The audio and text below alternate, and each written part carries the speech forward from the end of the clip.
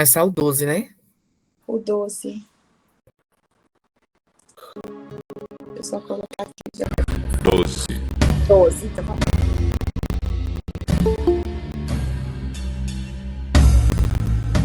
Certo dia o Senhor Deus disse a Abrão: saia da sua terra, do meio dos seus parentes e da casa do seu pai, e vá para uma terra que eu lhe mostrarei. Os seus descendentes vão formar uma grande nação. Eu o abençoarei. O seu nome será famoso, e você será uma bênção para os outros. Abençoarei os que o abençoarem, e amaldiçoarei os que o amaldiçoarem. E por meio de você, eu abençoarei todos os povos do mundo. Abrão tinha 75 anos quando partiu de Harã, como o Senhor havia ordenado. E Ló foi com ele. Abrão levou a sua mulher Sarai, o seu sobrinho Ló, filho do seu irmão, e todas as riquezas e escravos que havia conseguido em Harã. Quando chegaram a Canaã, Abrão atravessou o país até que chegou a Siquém, um lugar santo, onde ficava a árvore sagrada de Moré. Naquele tempo, os cananeus viviam nessa região. Ali o Senhor apareceu a Abrão e disse: eu vou dar esta terra aos seus descendentes. Naquele lugar, Abrão construiu um altar a Deus, o Senhor, pois ali o Senhor havia aparecido a ele. Depois disso, Abrão foi para a região montanhosa que fica a leste da cidade de Betel, e ali armou seu acampamento. Betel ficava a oeste do acampamento, e a cidade de Ai ficava a leste. Também nesse lugar, Abrão construiu um altar e adorou o Senhor. Dali ele foi andando de um lugar para outro, sempre na direção sul da terra de Canaã. Naquele tempo houve em Canaã uma fome tão grande que Abrão foi morar por algum tempo no Egito. Quando ia chegando ao Egito, Abrão disse a Sarai, a sua mulher: escute, você é uma mulher muito bonita, e quando os egípcios a virem vão dizer: essa aí é a mulher dele. Por isso me matarão e deixarão que você viva. Diga então que você é minha irmã. Assim, por sua causa, eles me deixarão viver e me tratarão bem. Quando Abrão chegou ao Egito, os egípcios viram que Sarai, a sua mulher, era de fato muito bonita. Alguns altos funcionários do rei do Egito também a viram e contaram a ele como era linda aquela mulher. Por isso ela foi levada para o palácio do rei.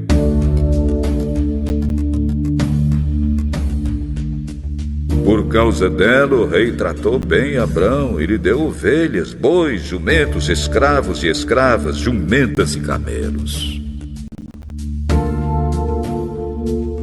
Mas, por causa de Sarai, o Senhor Deus castigou o rei e a sua família com doenças horríveis. Por isso o rei mandou chamar Abrão e perguntou: por que você me fez uma coisa dessas? Por que não me disse que ela é a sua mulher? Você disse que ela era sua irmã e por isso eu casei com ela. Portanto, aqui está a sua mulher. Saia daqui com ela! Então o rei deu ordem e os seus guardas levaram Abrão para fora do Egito, junto com a sua mulher e com todas as coisas que eram dele.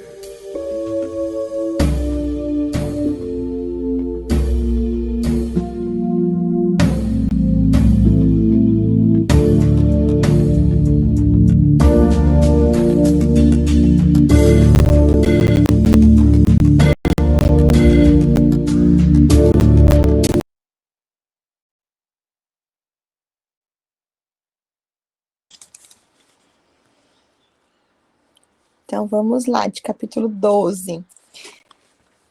Esse capítulo, ele começa aqui o chamado de Abraão, né? Na verdade, na época ainda era Abrão, né? Porque depois que ele muda o nome, né? para Abraão. Mas começa aqui o chamado dele, e que lá no primeiro versículo, né, vem o chamado, né, que ele fala que o Senhor disse a Abraão: sai da sua terra, do meio de seus parentes, da sua casa, do seu pai, e vai para a terra que lhe mostrarei. Então aqui mostra o chamado dele, né, Deus já apresentando assim, o chamado dele sendo exaltado. E no 2, ele fala: farei de você um grande povo e o abençoarei.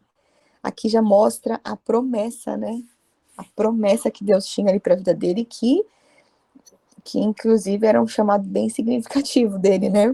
Porque até então, antes, a gente estava vendo ali uma humanidade se formando, né? Os povos se formando, ali tudo no início, como que se criou, da genealogia, e a gente vê que todo esse povo se perdeu, né? Pela perversidade, corrupção, um monte de coisa. Aí vem o dilúvio, né? E que através de Noé, Deus restaura todas as coisas. Aí depois a gente vê lá a descendência acho que é de Cã, né, que também uma descendência depois de pessoas que começam a adorar outros deuses e uma confusão toda, aí vem Torre de Babel. Então estava tudo bem genérico na formação da humanidade, e agora a gente vê a história se concentrando em uma pessoa, né, que é Abraão, e que através de Abraão que se forma ali toda a nação e a humanidade. Então agora começa o foco só nele, né, e é assim, a gente vê que tem essa promessa de Deus que foi feita para Abraão, que está lá em Gênesis 12:2, né? E a gente pode pensar, né, que maravilhoso essa promessa que ele tem para ele, mas a gente não pode esquecer que Deus, ele exige sacrifício de obediência nosso, né? E nem sempre é fácil, quando a gente tem um chamado de Deus, nem sempre vai ser fácil e tudo simples, né? Então, Abraão, Abrão, no caso ainda, né? Abrão, ele teve que sair de onde ele estava, que provavelmente era um lugar que ele já se sentia confortável, né? Que a gente fica na zona de conforto. Ele teve que abandonar os seus familiares, né? Seus pais, seus parentes, que foi ali o que Deus ordenou. E assim ele fez. E ele mostra, assim, né? Tanto que ele está lá no capítulo 11 de Hebreus, sendo exaltado como um dos homens de fé, né? Então ele mostra que ele tem uma fé absurda, né? Porque você sair de onde você está, sem saber para onde você vai. Então ele, como um ato de fé, né? Ele simplesmente dirigiu-se pela fé até o lugar que Deus disse que ele mostraria. Porque ele não sabia para onde ele ia, né? Deus disse que mostraria ao longo do caminho. Então será que a gente também está disposto, né? A ter esse tipo de obediência que Abraão teve na época? De largar tudo, de fazer o que tem que ser feito. Então, a gente muitas vezes quer as bênçãos de Deus, né? Mas a gente também está disposto a, vamos dizer assim, pagar o preço, né?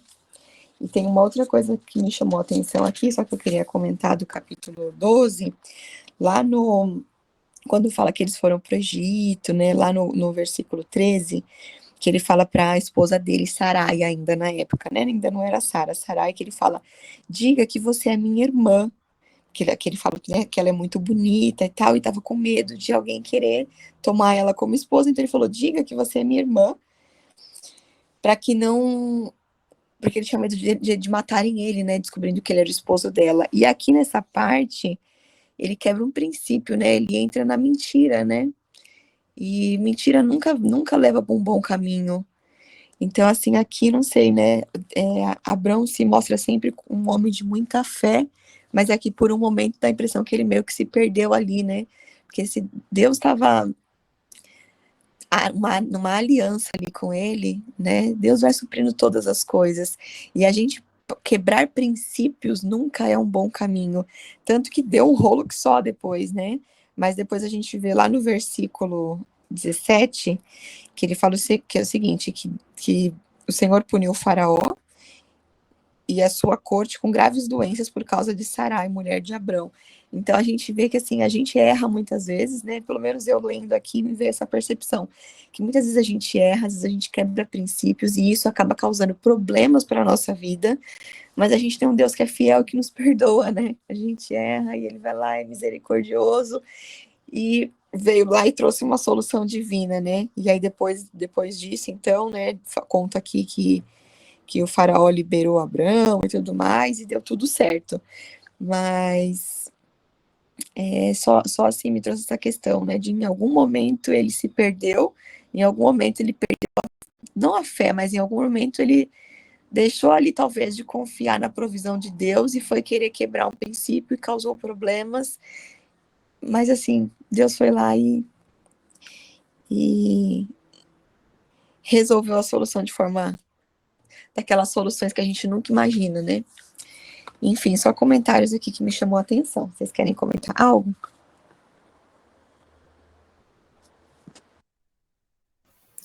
Mayara, a Sarai, ela não era totalmente, não foi totalmente mentira o que ele falou. A Sarai era meio irmã dele mesmo. Foi uma meia-verdade, né? É. Mas acho que assim, a essência ali, né? Foi, não sei, só uma percepção aqui, talvez, de tipo. Sim, mas realmente ele quis fazer do jeitinho dele, né? Ele não confiou totalmente em Deus, né? Não consultou, né? Não consultou também. Será que essa era realmente a melhor solução? Não sei. Deu essa impressão de tipo. Mas ela era meia-irmã, né? Porque ela era por parte de pai, né? É isso? Por parte do Terá. Pelo que eu lembro Aqui, da ó, história. deixa eu ler aqui. No 12 fala que ele obedece ao Senhor, né?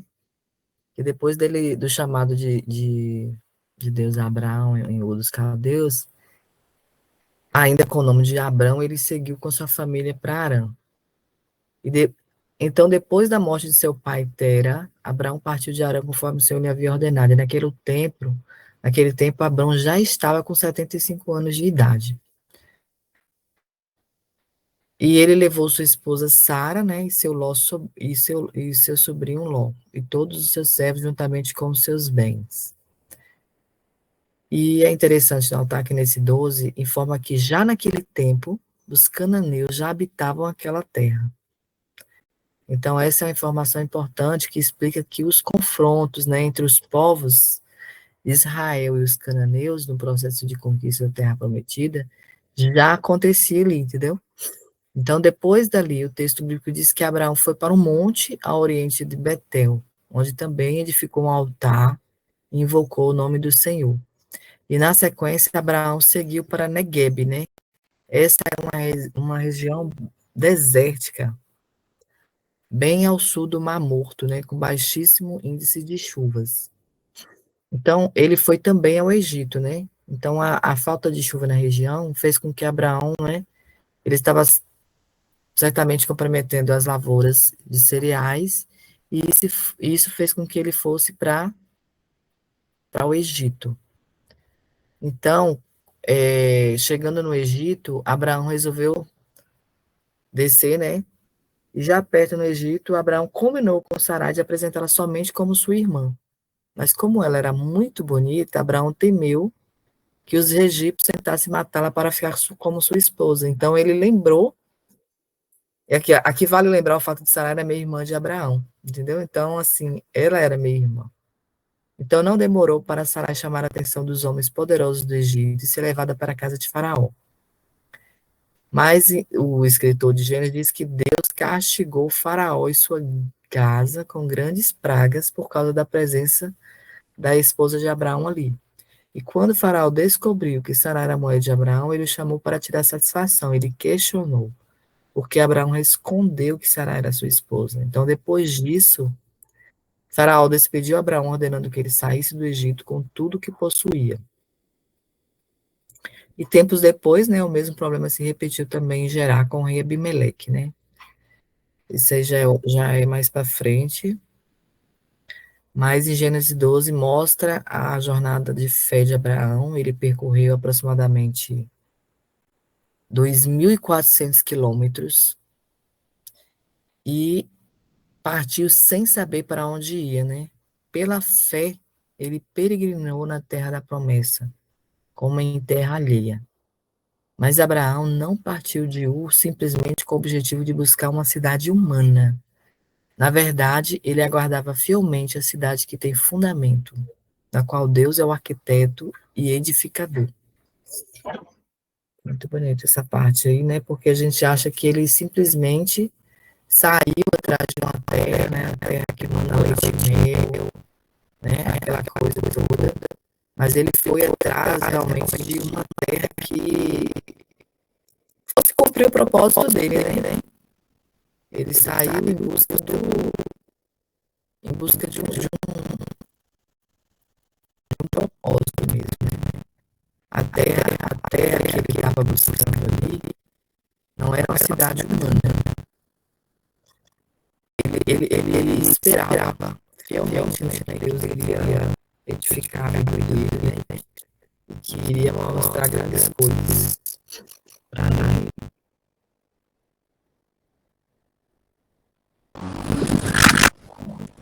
Muito bom. Vamos para os 13? Querem falar? Posso? Vamos lá. Agora para 13, que agora a gente vai ver entre Abrão e Ló.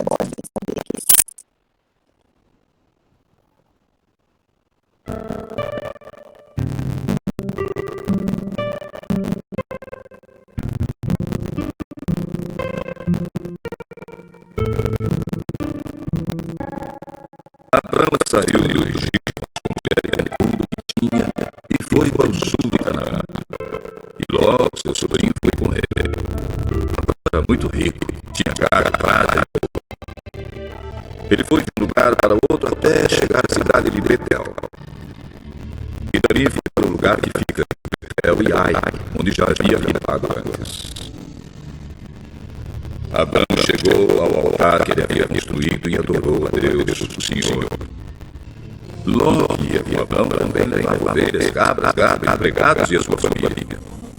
Não havia pastos que dessem para os dois ficarem juntos, pois eles tinham muitos animais.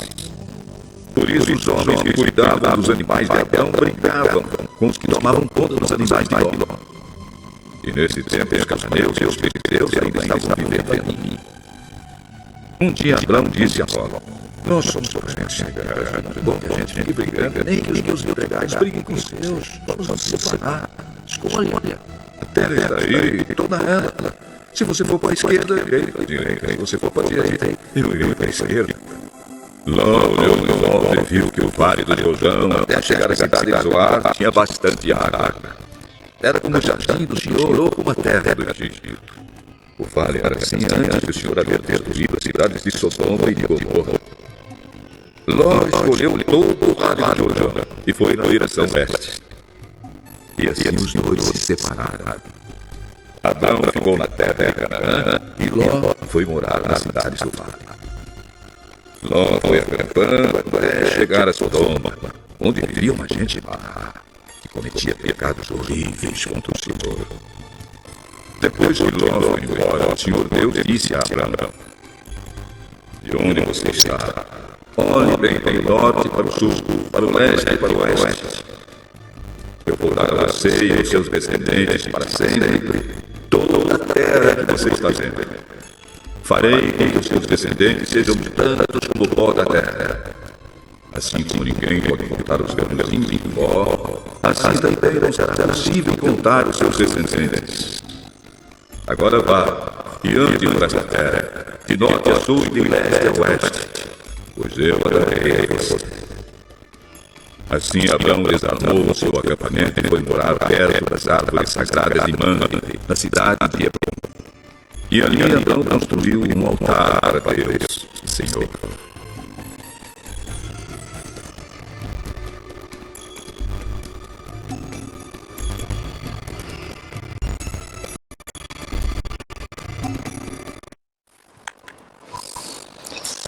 Então vamos lá. Aqui nesse capítulo, né, começa ali com essa desavença, né, de Abrão e Ló. E o que me chamou a atenção aqui, né, é que lá no versículo 9, né, que ele fala o seguinte: então vamos nos separar. Se você for para a esquerda, ele para a direita. Se for para a direita, ele para a esquerda, né? Comenta aqui sobre isso. Então, assim, começa ali que os pastores de Abrão e de Ló, eles começam a ter as desavenças. E eles estavam discutindo porque não havia espaço suficiente para os rebanhos. E Abrão sugere que Ló fosse para um lado e ele iria para o outro. O que eu acho que me chamou a atenção aqui é que assim, aqui já começa a demonstrar de novo uma confiança em Deus, né? Tipo, ó, escolhe onde você vai, para onde eu for, eu sei que Deus vai me abençoar, né? Porque ele tinha a promessa, tanto que depois, lá, a partir do versículo 14, Deus reafirma a promessa para ele, né? Então, ele confirma de novo que ele fala que... Depois, bom, a gente chega lá, depois eu leio, mas aqui já começa a ver de novo ele com Abraão, já de novo confiando que, assim, independente de onde eu for, eu sei que ele está comigo, está com aliança comigo, né? Então, ele fala, Abraão, vai, escolhe o lado que você vai. E então, Abraão sugeriu que fosse por um lado e disse que ele iria para o oposto, a fim de que eles houvessem bastante espaço, tanto para os seus animais quanto para as suas famílias. E Ló escolheu a melhor terra, aparentemente, né? Olhando, parecia ser a melhor terra, ele escolheu a melhor terra e deixou Abrão na região inferior. E nesse momento, o Senhor já disse para Abrão, né, lá em Gênesis, do versículo 14 a 15, de onde você está, olhe para o norte, olhe para o sul, olhe para o leste ou oeste. Toda a terra que você está vendo, darei a você e a sua descendência para sempre, né? Aqui é reafirmando ali a promessa. E só assim, para a gente lembrar dessa história hoje, que muitas vezes a gente às vezes fica desanimado quando acontece alguma situação, né? Fica zangado quando alguém decepciona a gente. Mas Deus, ele quer que a gente erga os nossos olhos, que a gente observe em volta e confie nele, né? Então, trazendo assim uma aplicação para o nosso dia a dia de hoje, que a gente não fique focado nas circunstâncias, no que as pessoas fizeram, mas que a gente confie nele e que ele vai nos levar a uma situação ainda melhor, né? Ele quer que a gente olhe ao redor e a gente conte as nossas bênçãos ao invés de ficar só se concentrando no que a gente não tem, né? Ao invés de ficar se concentrando na falta. E ele quer que a gente fixe os olhos nele e não na obra do inimigo, pois ele tem planos para nos abençoar e de nos acrescentar muito mais, né? Deus tem infinitamente mais. A música que é tão bonita que ela fala do infinitamente mais de Deus, né? Então, que a gente possa, mesmo diante dos desafios, mesmo diante de momentos difíceis, mesmo diante de momentos em que talvez pessoas nos decepcionem, que pessoas façam algo que não é legal, que a gente possa manter o nosso olhar fixo, né, nele, e que ele vai fazer a visão. A gente consegue fazer, sempre a gente consegue fazer do limão uma limonada, né, quando a gente põe Deus no jogo. Vejo que daquelas situações que parece que ia ser terrível, às vezes é um impulso pra gente conseguir algo maravilhoso quando a gente está, né, no propósito, né? Que mais? Acho que é isso aqui de comentários da minha parte. É isso.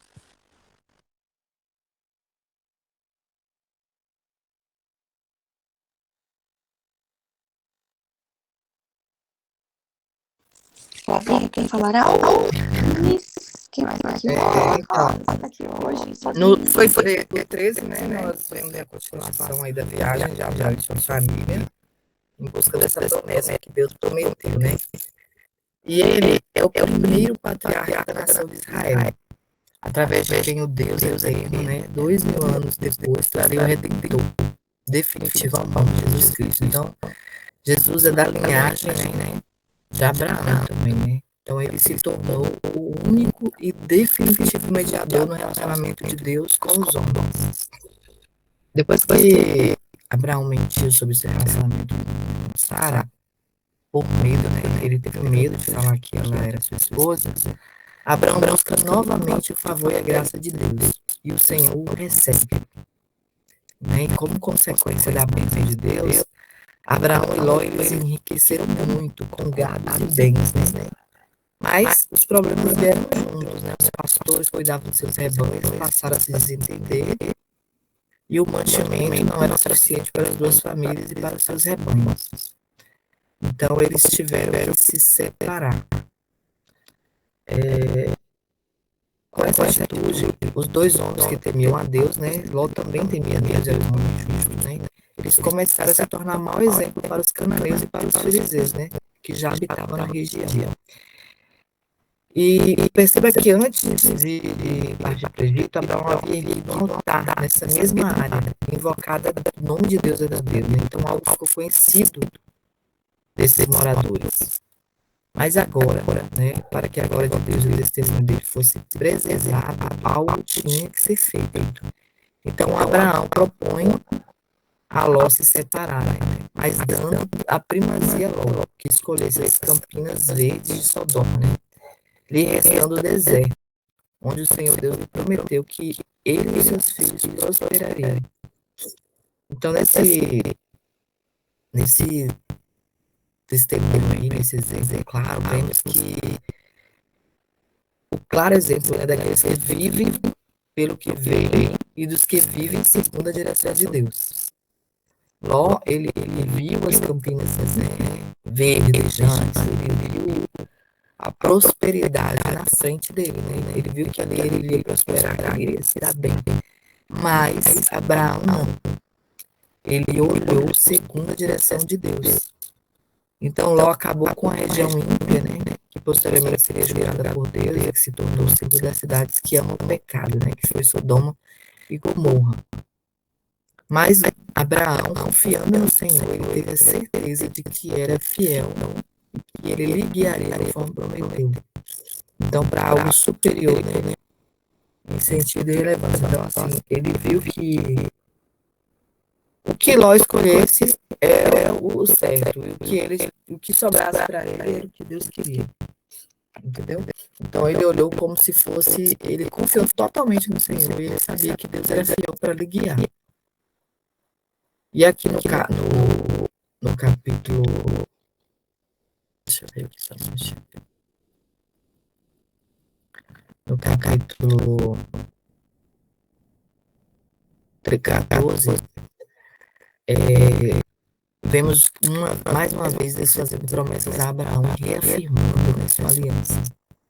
Ló fez essa escolha egoísta, né, pensando que seria próximo de uma terra fértil. Mas Abraão, quando deixou que Ló escolhesse primeiro, ele depositou totalmente a sua confiança em Deus. E a ótima escolha do ponto de vista humano feita por Ló lhe rendeu um final, né? Uma fuga expressa de uma cidade destruída pelo juízo de Deus, uma grande tragédia familiar. Não, já a escolha de Abraão foi abnegada pela sua fé, né? Pela sua pura fé, que lhe rendeu uma maravilhosa promessa, né? Então, na sequência das Escrituras, mostra como essa promessa foi sendo cumprida ao longo da história do povo de Israel. Toda essa promessa também estava para Cristo e para os verdadeiros descendentes de Abraão pela fé. O novo Israel formado por judeus e gentios. E esse cumprimento pleno e fiel será alcançado na consumação dos séculos, né? Com o verdadeiro Israel habitando o novo céu e a nova terra diante de Deus. Então, esse escritor de Hebreus, escreve algo que nos ajuda a entender esse significado da promessa. E conclui Gênesis 13. Ele explica que Abraão esperava a pátria celestial. Ele esperava a cidade que tem fundamento, da qual o artifício construiu é Deus. Olha que lindo. Então, assim, como eu falei antes, né? Abraão, ele não estava preocupado com essa terra aqui. Ele sabia que tinha algo mais, né?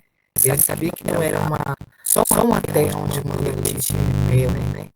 Ele estava atrás, né? Ele sabia, ele confiava em Deus, que essa pátria, que essa terra era uma pátria celestial.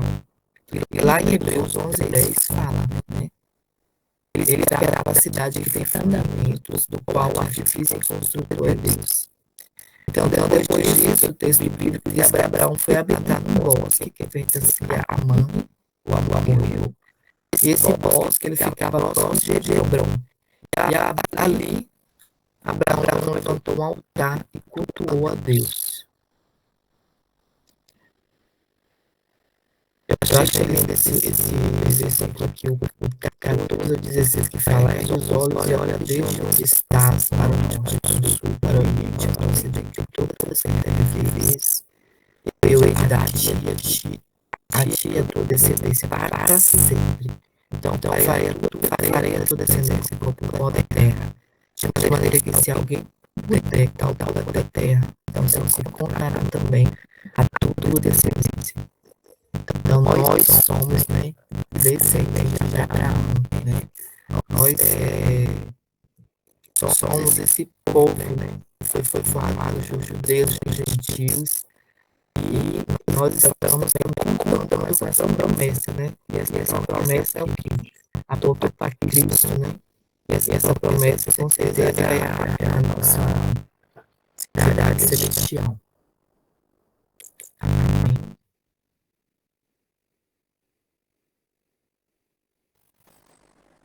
Amém. Muito bom.